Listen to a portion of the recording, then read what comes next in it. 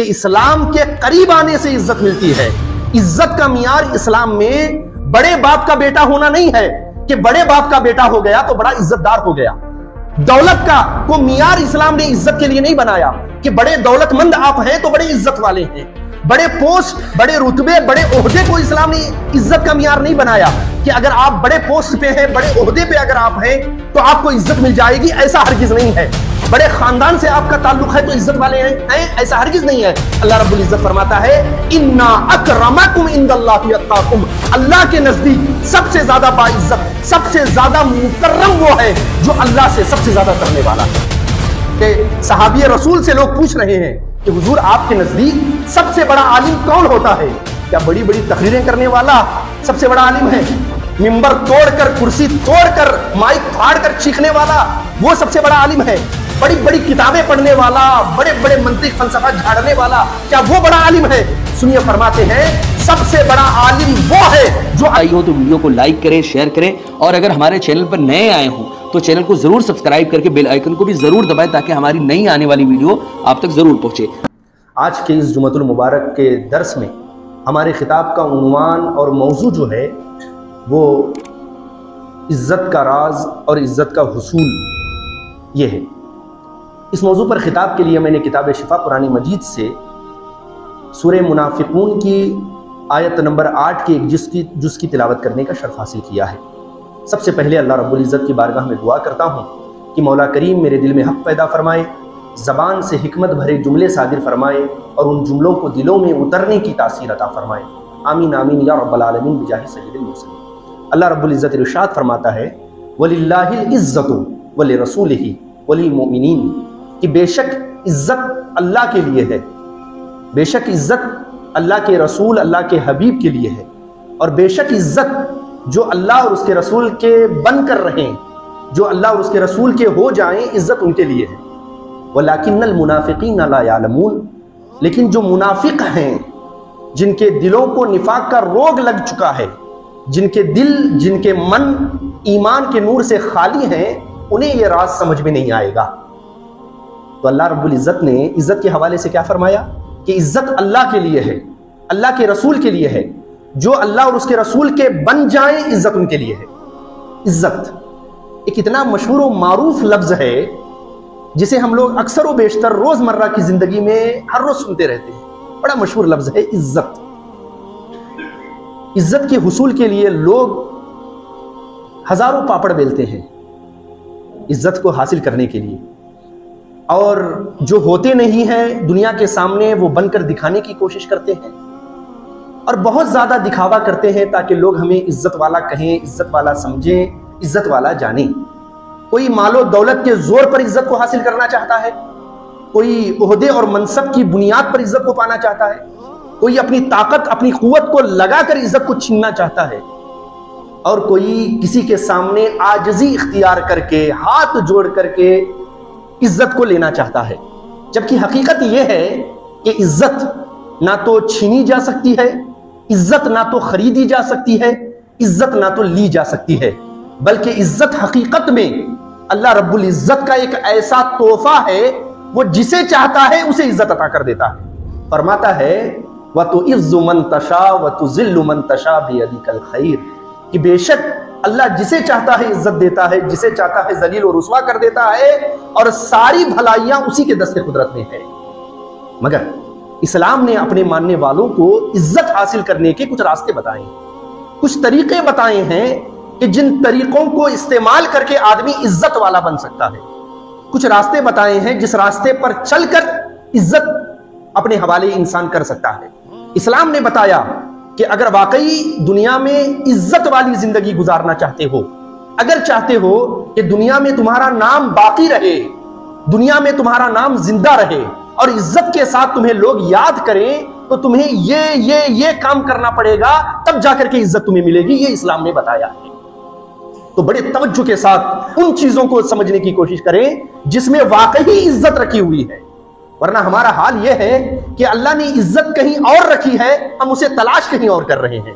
जिस तरह से सोनार की दुकान पे जाने से ही मिलता है, बिल्कुल उसी तरीके से इज्जत या तो अल्लाह के बंदा बनने में मिलती है या मुस्तफा के सच्चे गुलाम बनने में मिलती है। दुनियादारों के चापलूसी से इज्जत नहीं मिलती, इज्जत हकीकत में दरे मुस्तफा पे आने से मिलती है। जिस तरह कपड़ा अगर हमें जब खरीदना होता है तो हम कपड़े की दुकान ही पे जाते हैं, राशन की दुकान पे जाएंगे तो इज्जत कपड़ा मिलेगा। इसी तरीके से जब दवाई लेनी होती है तो मेडिकल स्टोर जाते हैं, जनरल स्टोर अगर चले जाएंगे तो दवा मिलेगी। तो एक कानून है, एक दस्तूर है, जो चीज जहां मिलती है वहीं जाने से वो चीज हासिल हुआ करती है। तो अल्लाह रब्बुल इज्जत ने इज्जत का राज बताया सूरह निसा में। अल्लाह रब्बुल इज्जत सूरह निसा की आयत नंबर 139 में बयान फरमाता है इज्जत के बारे में, और उन लोगों को झिंझोड़ता है कुरान जो इज्जत के पीछे भागे फिर रहे हैं और सारी तगोदो सुबह से लेकर शाम तक इसी फिक्र में गुजार देते हैं कि कैसे इज्जत हासिल करूं, कौन सा काम करूं जिससे इज्जत मिल जाए, इसी के पीछे लगे रहते हैं और अपने मकसदे जिंदगी को फरामोश कर देते हैं। कुरान उनको पैगाम दे रहा है, सुनिए क्या दे रहा है। अल्लाह फरमाता है वबश्शिरिल मुनाफिकीन बिअन्ना लहुम अज़ाबन अलीमा, कि ऐ महबूब उन मुनाफिकों को दर्दनाक अजाब की बशारत दे दो। उन मुनाफिकों को दर्दनाक अजाब की उनको खुशखबरी दे दो। अल्लज़ीना यत्तखिज़ूनल काफिरीना औलिया मिन दुनिल मोमिनीन, उन लोगों को दर्दनाक अजाब की बशारत दे दो जो अल्लाह के बंदों को छोड़कर काफिरों को दोस्त बनाते हैं, जो अल्लाह वालों को छोड़कर अल्लाह के दुश्मनों से अपनी यारी लगाते हैं, उनके साथ दोस्ती करते हैं। और इस दोस्ती करने में उनकी नीयत क्या होती है, यह तवज्जो से सुनने की बात है। दोस्ती करने में गैर से उनकी नीयत क्या होती है? उनकी नीयत यह होती है यबतगूना इंदहुमुल इज्जा, क्या ये लोग काफिरों से इज्जत हासिल करना चाहते हैं? मोमिनों को दुश्मन बनाकर, मोमिनों की दोस्ती छोड़कर काफिरों से दोस्ती लेना चाहते हैं? तो अल्लाह फरमा रहा है कि ऐ हबीब इनको बता दीजिए, जो गैरों से इज्जत लेना चाहते हैं उनको यह पैगाम दे दीजिए कि इन्नल इज्जत लिल्लाहि जमीआ, कि सारी की सारी इज्जतें तो अल्लाह के लिए हैं। अल्लाह के लिए सारी इज्जतें हैं और अल्लाह जिसे चाहता है उसे इज्जत देता है। यह अल्लाह रब्बुल इज्जत का पैगाम है कि इस्लाम के करीब आने से इज्जत मिलती है। इज्जत का मियार इस्लाम में बड़े बाप का बेटा होना नहीं है कि बड़े बाप का बेटा हो गया तो बड़ा इज्जतदार हो गया। दौलत का को मियार इस्लाम ने इज्जत के लिए नहीं बनाया कि बड़े दौलतमंद आप हैं तो बड़े इज्जत वाले हैं। बड़े पोस्ट, बड़े रुतबे, बड़े ओहदे को इस्लाम ने इज्जत का मियार नहीं बनाया कि अगर आप बड़े पोस्ट पे हैं, बड़े ओहदे पे अगर आप हैं तो आपको इज्जत मिल जाएगी, ऐसा हरगिज नहीं है। बड़े खानदान से आपका ताल्लुक है तो इज्जत वाले हैं, ऐसा हरगिज नहीं है। अल्लाह रब्बुल इज्जत फरमाता है इन्ना अकरमकुम इंदल्लाहि अत्काकुम, अल्लाह के नजदीक सबसे ज्यादा बाइज्जत, सबसे ज्यादा मुकर्रम वो है जो अल्लाह से सबसे ज्यादा डरने वाला है। जो जितना ज्यादा मुत्तकी होगा, अल्लाह का तकवा दिल में रखने वाला होगा, वो सबसे ज्यादा इज्जत वाला होगा। ये अल्लाह रब्बुल इज्जत ने कुरान मजीद में मियार बयान फरमाया, जो मुत्तकी होगा वो इज्जत वाला होगा। अब आप क्या समझते हैं कि मुत्तकी कौन होता है?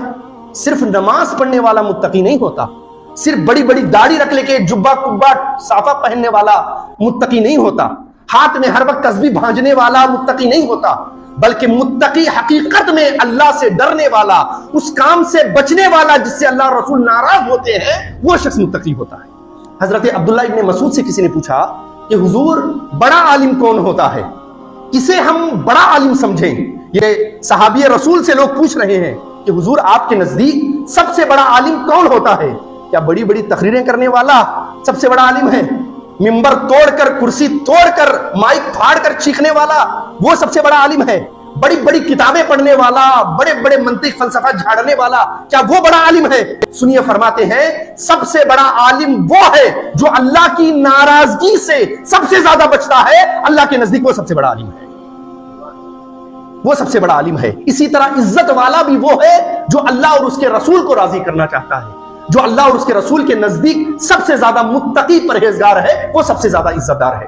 तो अल्लाह रब्बुल इज्जत ने, इस्लाम ने चंद अपने मानने वालों को उसूल बताए जिनसे इज्जत हासिल होती है। सबसे पहले इज्जत शुक्र और क़नाअत से इज्जत हासिल होती है। इज्जत किससे मिलती है? शुक्र और क़नाअत का रास्ता इख्तियार करने से। किसी ने हुजूर से किसी ने पूछा कि हुजूर जिल्लत क्या है? तवज्जो से सुनना, पूछा हुजूर जिल्लत क्या है? फरमाया दूसरे की दौलत पर नजर रखना, हिर्स करना, यह जिल्लत है। फिर पूछा हुजूर इज्जत क्या है? फरमाया जो अल्लाह ने तुझे दिया है उस पर सब्र कर, यही तेरे लिए इज्जत है। एक दो जुमलों में हुजूर ने एक कूजे में पूरा समंदर सिमट करके रख दिया। फरमाया हिर्स में जिल्लत है और शुक्र में इज्जत है। अब जरा देखिए, जब हिर्स इंसान के अंदर पैदा होती है तो जिल्लत और रुसवा करके रख देती है कि नहीं रख देती?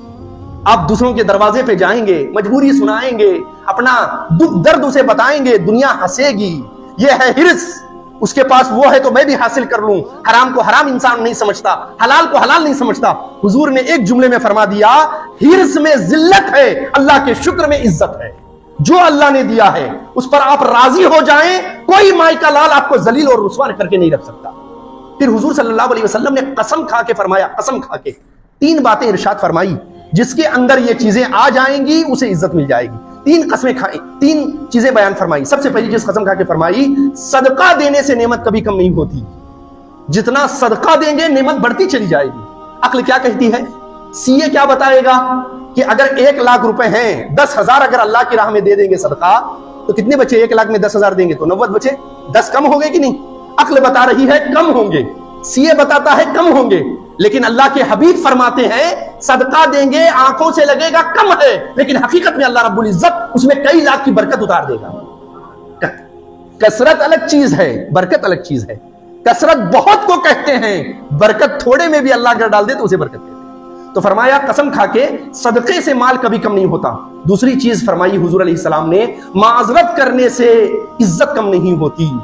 किसी के सामने एक्सक्यूज पेश कर लेने से, किसी से माफी मांग लेने से, अगर गलती हो जाए, माफी मांगने से आदमी जो है, माफी मांग लेने से कभी जलील आदमी नहीं होता। उसकी इज्जत माफी मांगने से कभी कम नहीं होती। हजरत मूसा अलैहिस्सलाम कोहे तूर पर हैं, कोहे तूर पर हैं। अल्लाह रब्बुल इज्जत की बारगाह में अर्ज करते हैं, मौला, हर कोई इज्जत का दावा करता है, हर कोई कहता है मैं इज्जत वाला हूं, मैं इज्जत वाला हूं, हर कोई अपनी झाड़ रहा है, लेकिन अल्लाह जरा तू बता, तेरे नजदीक सबसे ज्यादा इज्जत वाला कौन है?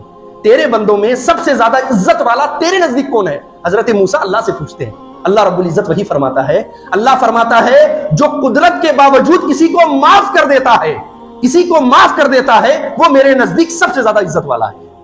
तो बदला लेने में इज्जत नहीं है, माफ करने में इज्जत है। तो हुजूर दूसरी बात फरमाते हैं, माजरत करने से कभी इज्जत कम नहीं होती। तीसरी बात फरमाते हैं, आजिज़ी इख्तियार करने से कभी इज्जत कम नहीं होती।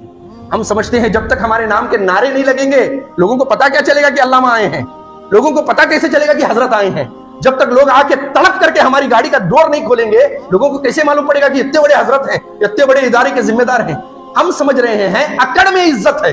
और हुजूर कसम खा के क्या फरमा रहे हैं, जो जितनी ज्यादा आजिज़ी इख्तियार करेगा, हम्बलनेस इख्तियार करेगा, वो अल्लाह रब्बुल इज्जत के नजदीक उतनी ज्यादा इज्जत वाला होगा। हजरत उमर बिन अब्दुल अजीज रज़ी अल्लाह तआला अन्हु है। कौन?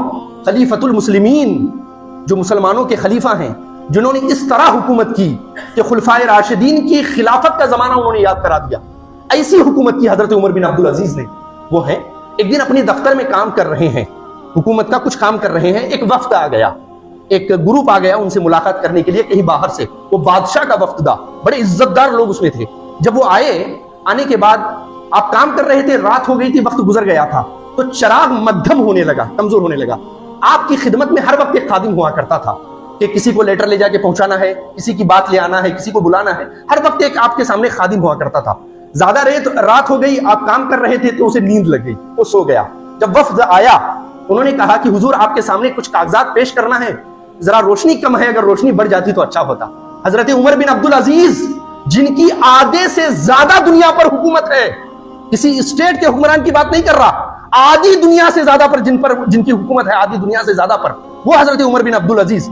जब मेहमानों ने कहा कि हुजूर जरा रोशनी ज्यादा हो जाती तो बहुत अच्छा होता, क्या गुलाम को उठा दें, जगा दें? आपने फरमाया नहीं नहीं, बहुत थक गया है, सो गया है, सोने दो। खुद उठे अपनी कुर्सी से और जग गए आप और नए चिराग को जलाकर आप लेकर चले आए, और साथ में आते आते पानी और मेहमानों के लिए कुछ खाने का इंतजाम भी किया, वो भी अपने हाथों से ला करके मेहमानों के सामने पेश किया। जब कुर्सी पे बैठे, उन लोगों ने तो कभी ऐसा मामला देखा ही नहीं था। वो तो समझते बड़ा आदमी वो होता है जिसके सर पे सींग निकल आए, वो बड़ा आदमी होता है। ये क्या बड़प्पन है कि खुद मेहमानों की मेहमान नवाजी कर रहा है, चिराग बुझने वाला है तो खुद उसमें तेल डाल करके चिराग को दोबारा रोशन कर रहा है। ये तो कभी उन्होंने देखा ही नहीं था। कहा हुजूर आप खुद गुलामों वाले काम करते हैं? जरा जवाब सुनिए। फरमाया, ए आने वाले सुन, जब मैं इस कुर्सी पे बैठा था तब भी उमर बिन अब्दुल अजीज था, जब चिराग जलाने के लिए यहां से उठ के गया हूं तब भी उमर बिन अब्दुल अजीज था, तेरे लिए पानी लेकर आया हूं तब भी उमर बिन अब्दुल अजीज हूं, मेरी शख्सियत में पानी लाने की वजह से कोई फर्क नहीं आया। तो इज्जत असल में आजिज़ी में है, इनकिसारी में है। हजरत सलमान फारसी रज़ी अल्लाह तआला अन्हु है, एक स्टेट के, एक सूबे के गवर्नर हैं। फजर की नमाज के बाद नाके पे आते हैं, आज के जमाने में उसको बस स्टैंड कहा जा सकता है, जहां पे लोग मुख्तलिफ इलाके से जमा होते थे, आते थे। उस जगह पे पहुंचे और पहुंचकर देखने लगे, गवर्नर है, एक मुसाफिर आया अपने साजो सामान के साथ, किसी का मुसाफिर था, नया शख्स था, वो आया, वो गुलाम को तलाश करने लगा, कूली को तलाश करने लगा ताकि सामान ले जाकर के अपनी मंजिल तक पहुंचा सके। आप खड़े थे, पीछे से उसने आवाज दी कि ओ गुलाम, वो खादिम, जरा मेरा काम कर। तो आप पलटे, आपने देखा कि एक मुसाफिर है, सामान है, तो उसने कहा कि ये सामान उठा लो, फलां के दरवाजे घर तक मुझे पहुंचा दो, मैं तुम्हें तुम्हारी उजरत दे दूंगा। अब गवर्नर होकर सलमान फारसी उसके सामान को अपने सर पे उठाते हैं और आगे आगे चलते हैं, पीछे पीछे वो आ रहा है। जैसे ही थोड़ा आगे गुजरे, लोगों ने देखा कि गवर्नर किसी का सामान अपने सर पे उठाए हैं, उनकी तरफ लपके कहा, हुजूर आप ये क्या कर रहे हैं, हुजूर क्या आप ये कर रहे हैं। जो मुसाफिर था वो परेशान हो गया, यार मैंने किससे खिदमत ली है, मैंने किसको काम दिया है, सारे लोग इसको हुजूर हुजूर कह रहे हैं, पता नहीं कौन है। कहा, किसी से पूछा बगल में, ये कौन है? कहा, तुम नहीं जानते, ये हमारे पूरे सूबे के गवर्नर हैं, सलमान फारसी हैं, खलीफा क्या कहते हैं, हुजूर सल्लल्लाहु अलैहि वसल्लम के सहाबी हैं। इतना सुनना था, उसके होश उड़ गए, सामने आकर हाथ जोड़कर खड़ा हुआ, हुजूर माफ कर दीजिए, जल्दी सामान को उतारिए, मैं पहचान नहीं सका जिसकी वजह से मैंने आपको गुलाम कहा, माफ कर दीजिए। अब हजरत सलमान बिन फारसी का जवाब सुनिए, फरमाया, ये तो लोगों ने मुझे नाम दिया है कि मैं गवर्नर हूं, हकीकत में मेरी वही हैसियत है जो तूने मुझे बुलाया है। मैं पहले किसी यहूदी का गुलाम था, फिर अल्लाह ने करम फरमाया, मुस्तफा जाने रहमत की गुलामी मिल गई है, और जब से मुस्तफा की गुलामी मिली है, इस पूरे सूबे का अल्लाह ने मुझे इमाम बना दिया। तो असल में इज्जत तवाज़ु में है, आजिज़ी में है, आजिज़ी में है, इनकिसारी में है। और हम और आप क्या समझते हैं, इज्जत बड़ा रोब करने में है, फिर इज्जत माफ करने में है। ये मैं बता रहा हूं, सबसे पहले इज्जत, लोग नए नए से लेट से आते हैं, पता ही नहीं चलता कि किस मौजू पे हजरत बात कर रहे थे। बात हो रही है इज्जत किसमें है, तो इस्लाम बताता है सबसे पहले इज्जत शुक्र अदा करने में है, शुक्र अदा करने में है। दूसरों की दौलत पर नजर रखने में शुक्र नहीं है, अल्लाह ने जो दिया है उस पर राजी रहे, इसमें शुक्र है, इसमें क्या कहते हैं, इज्जत है। और दूसरी चीज है आजिज़ी और इनकिसारी इख्तियार करने में। तीसरी इज्जत है माफ करने में, बदला लेने में इज्जत नहीं है, माफ करने में इज्जत है। हजरत दिल्ली में एक बुजुर्ग हुआ करते थे, उनका नाम था फख्र जहां, बड़े अल्लाह वाले थे, पूरा दिन रोजे से गुजारते, रात मुसल्ले पे गुजारते। जब उनकी मकबूलियत बढ़ गई, लोग चाहने वाले बहुत हो गए, एक ग्रुप उनसे इख्तलाफ कर गया और उनको जलील करने के लिए एक फाहिशा औरत को उन्होंने हायर कर लिया, एक फाहिशा औरत को उन्होंने बुला लिया और कहा, जो फख्र जहां बुजुर्ग है उन पर तुम्हें तोहमत लगानी है, उन्हें जलील और बदनाम तुम्हें करना है, तुम जो मांगोगी वो हम देंगे। उस खातून ने कहा कि ये तो मेरे बाएं हाथ का खेल है, मेरे चाल से तो बड़े बड़े नहीं बच सकते, ये कौन है? तो कहा कि अच्छा हजरत, कल जुमा है, जुमा जामा मस्जिद से पढ़ के निकलेंगे, तभी तुम आ दमकना और उनको जलील करना। कहा ठीक है, मैं आ जाती हूँ। तो फख्र जहां जोहर की जुमा की नमाज पढ़ करके मस्जिद से बाहर निकले, एक हुजूम है लोगों का आपसे मुलाकात के लिए, एक तरफ से इधर से लोग मुसाफा कर रहे हैं, उधर से हाथ चूम रहे हैं, उधर से नजराना दे रहे हैं, एक लंबी भीड़ लगी है। उसी भीड़ में वो खातून आदम की और आकर ऐसे बात करने लगी जैसे बहुत हजरत को जानने वाली है और हजरत भी उसे बहुत जानते हैं, और आकर कहा कि अस्सलाम वालेकुम, बड़े अजीब लहजे में कहा अस्सलाम वालेकुम। आपने फरमाया वालेकुम अस्सलाम। कहा हजरत आप कब चले गए, रात में मुझे पता ही नहीं चला, मुझे नींद लग गई थी, आप रात में उठ के चले गए और आपने मेरे सिरहाने खोटे सिक्के रख दिए थे, ये देखिए, ये चल ही नहीं रहे बाजार में, कोई लेने को तैयार ही नहीं है, ये कैसे सिक्के आपने मुझे दे दिए। अब सारे लोग परेशान हैं कि हजरत के बारे में क्या बातें कर रही है, हजरत तो हमारे इतने अजीम हैं, हमें नहीं पता था कि दिन भर तकरीर करते हैं, रात में कहीं और रहते हैं। ईमान डामाडोल होने लगा, लेकिन जो मजबूत थे वो कहने लगे कि ये खातून सूरज जैसे बुजुर्ग को ग्रहण नहीं लगा सकती, चांद जैसी अजमत वाले बुजुर्ग को ग्रहण नहीं लगा सकती। लिहाजा सारे लोग देखने लगे। आपने मुस्कुराकर अपना हाथ, सीधा हाथ अपने कमीज के अंदर ले गए, जेब से चंद नए सिक्के निकाले, अपने उल्टे हाथ से उस खातून के सर पे हाथ रखा, कहा बेटी परेशान होने की जरूरत नहीं, ये है असली सिक्के, इसे ले लो, और अगर कम पड़े तो दोबारा मुझे बताना, मैं दूंगा। ये कहकर आप आगे बढ़ गए, आपकी पेशानी पे एक बल भी नहीं आया, जैसे ही आप आगे बढ़े उस पर एक बम गिर गया, उसके होश उड़ गए। ये कैसा शख्स है, कैसी मिट्टी से बना है। लोग मुझसे सलाम दुआ करने के लिए घबराते हैं, मेरे दरवाजे के बाहर से गुजरते वक्त अपनी आंखें नीची कर लेते हैं कि कहीं लोग देखकर बदनामी ना कर दें। इतनी जलील व रुस्वा मैं औरत हूं और इन्होंने मेरे सर पे हाथ रखा सारे मजमे के सामने और मुझे बेटी कहकर मुखातब किया। वो दौड़ी, कदमों से लिपट गई। कहा, बाबा आप किस मिट्टी से बने हैं? किस मिट्टी से अल्लाह ने आपको बनाया है? मैं जलील व रुस्वा करने का प्रोग्राम लेकर आपको आई हूं और इतने बड़े मजमे के सामने मैं आप पर एक तरीके का इल्जाम लगा रही हूं और आप मुस्कुराकर मुझे बेटी कहते हैं। अब मैं दुनिया को दिखाऊंगी कि फक्र जहां की बेटी किस तरह की होती है। आज से मैं अपने घर को अल्लाह के घर के लिए वक्फ करती हूं।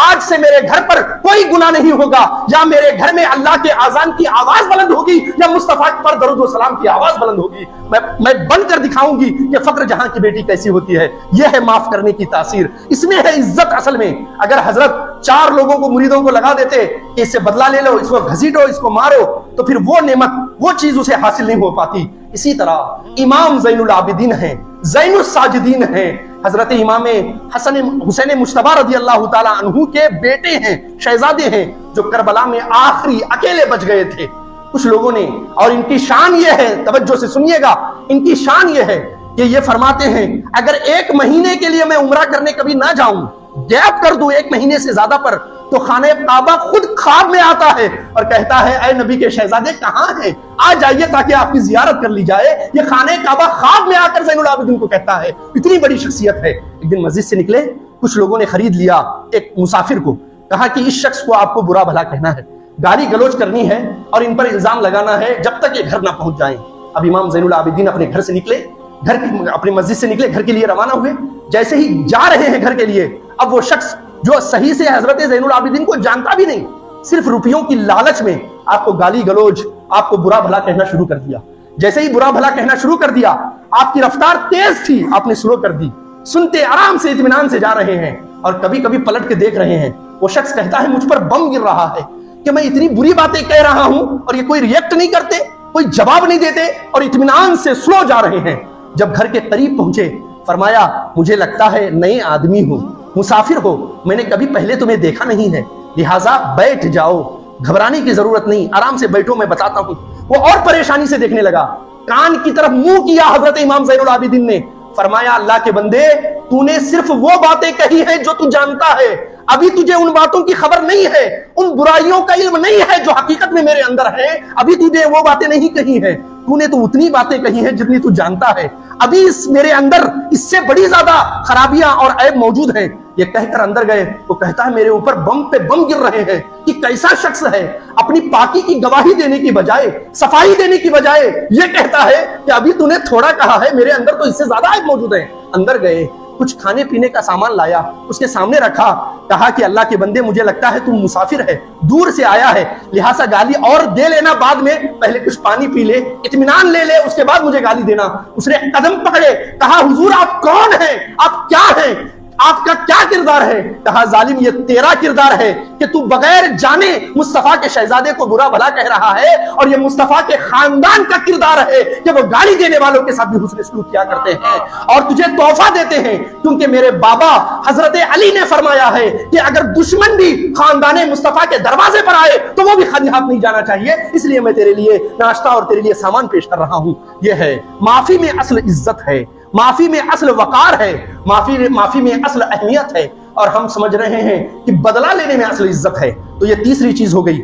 चौथी चीज है, अगर कोई चाहता है इज्जतों की बरसात हो जाए, जहां कदम रखे वहां इज्जतें कदम चूमे, अगर किसी की यह ख्वाहिश है तो बस उसे चाहिए कि वह सच्चा मुस्तफा का गुलाम बन जाए। जो मुस्तफा का गुलाम बन जाता है, सारी इज्जतें उसके कदमों का बोसा लेने लगती हैं, सारी कदमें, सारी मोहब्बतें, सारी अजमतें, सारी रिफातें उसके कदमों में कुर्बान हो जाती हैं। बस एक चीज चाहिए कि बंदा सच्चा मुस्तफा का गुलाम बन जाए, मुस्तफा की गुलामी को अपने अंदर उतार ले, सच्चा बन जाए, तो अल्लाह रब्बुल इज्जत इज्जतों में कभी कमी नहीं होने देगा।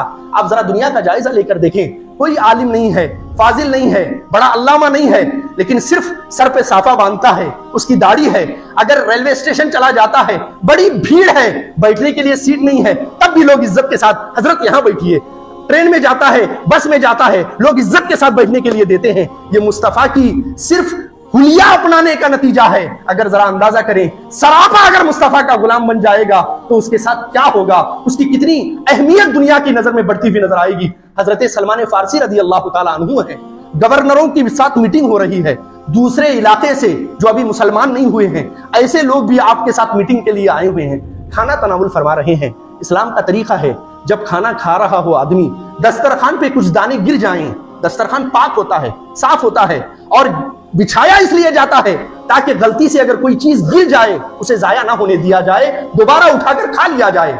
तो हजरत सलमान फारसी उसी सुन्नत पे अमल कर रहे थे। कुछ दाने, कुछ रोटी के टुकड़े दस्तरखान पे गिर गए थे, उठाकर खा रहे थे, बर्तन को साफ कर रहे थे।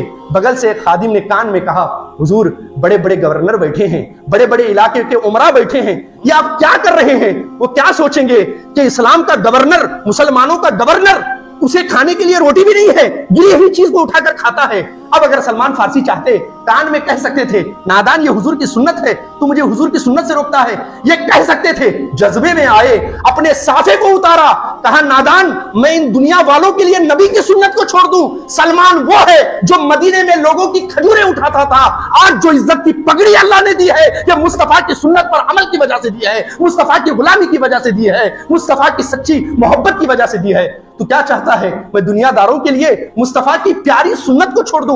मैं दुनिया तो छोड़ सकता हूं, मुस्तफा की सुन्नत को कभी नहीं छोड़ सकता हूं। फरिश्ते भी करते हैं ताजीम मेरी, फरिश्ते भी करते हैं ताजीम मेरी, फिदा हो कि उन पे ये इज्जत मिली है। ये जो सारी इज्जतें मिली हैं मुस्तफा के सच्चे गुलाम होने की वजह से मिली है। बिलाल हबशी रजी अल्लाह ताला अन्हु हैं। कौन बिलाल? जिनका रंग काला है, होठ बड़े बड़े मोटे हैं, जिनको लिखना नहीं आता, अपना लिखा हुआ पढ़ना नहीं आता, जिनको हकीकत में अशहदु कहना नहीं आता, असहदु असहदु कहते हैं, वो बिलाल हबशी हैं।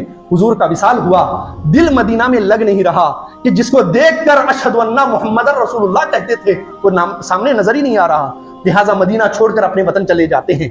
हजरत उमर रजी अल्लाह ताला अन्हु के दौरे खिलाफत में खुद हुजूर उनके ख्वाब में तशरीफ लाते हैं। हुजूर फरमाते हैं, बिलाल क्या बात है, बड़ी दिनों से बड़े दिन गुजर गए हैं, क्या तुम्हें हमारी याद नहीं आती? कभी जियारत के लिए तुम आए नहीं, इतना सुनना था। राते रात अपना सामान तैयार करते हैं, बेहतरीन ऊंट लेते हैं और सवारी के लिए सवार हो जाते हैं और मदीना के लिए निकलते हैं। सिर्फ नमाज के लिए या कज़ाए हाजत के लिए रुकते हैं। खाना पीना सब ऊंट पर, जल्द से जल्द मदीना पहुंचने की तैयारी है। इधर शोर मच गया कि सहाबी रसूल हजरत बिलाल कई दिनों के बाद, कई जमानों के बाद मदीना तशरीफ ला रहे हैं। हजरत उमर जैसे ही उन्होंने सुना, कुर्सी छोड़कर उठ गए, दफ्तर छोड़कर दफ्तर के बाहर आ गए। लोग देख रहे हैं कि ये वो उमर कि जिसके नाम से कैसर और किसरा कापा करते हैं, बड़े बड़े सरदार आ जाएं तो उमर की जूती भी नहीं हिलती। वो उमर, ये कौन बिलाल आ गया है जिसके लिए खुद खड़े होकर बाहर चले गए हैं। हजरत बिलाल हबशी आए, आपने उनका हाथ पकड़ा, दफ्तर के अंदर लाए और अपने मसनद की तरफ, कुर्सी की तरफ इशारा किया कि बिलाल इधर बैठो। हजरत बिलाल ने फरमाया, अमीरुल मोमिनीन आप इस गुलाम को कहां बैठा रहे हैं? मुझे तो कुर्सी पे बैठने का सलीका भी नहीं है। आप अमीरुल मोमिनीन हैं, खलीफतुर रसूल हैं, खलीफतुल मोमिनीन हैं, आप मुझे यहां बैठा रहे हैं। हजरत उमर ने फरमाया, बिलाल जो थे पहले थे, जब से मुस्तफा के गुलाम बने हो हम सबके तुम इमाम बन गए हो। ये है इज्जतें, मुस्तफा की गुलामी में अल्लाह रब्बुल इज्जत ने इज्जत रखी है। जो मुस्तफा के दामन से वाबिस्ता हो जाता है असल में उसे इज्जत मिलती है। हम और आप भी अगर वाकई इज्जत को हासिल करना चाहते हैं, अल्लाह रब्बुल इज्जत इरशाद फरमा रहा है, वलिल्लाहिल इज्जतु वलि रसूलिही वलिल मोमिनीन। अल्लाह के लिए असल इज्जत है, अल्लाह के रसूल के लिए असल इज्जत है, और जो अल्लाह रसूल के बन जाएं उनके लिए असल इज्जत है। अल्लाह रब्बुल इज्जत से दुआ करता हूं इस इज्जत के फलसफे को समझने की तौफीक अता फरमाए और सही मानों में अल्लाह रसूल के बंदे बनकर जिंदगी बसर करने की तौफीक अता फरमाए। आमीन आमीन या रब्बल आलमीन बिजाहि सय्यदिल मुरसलीन वमा अलैना इल्लल बलाग। अस्सलामु अलैकुम। दरूद पाक पढ़ लें।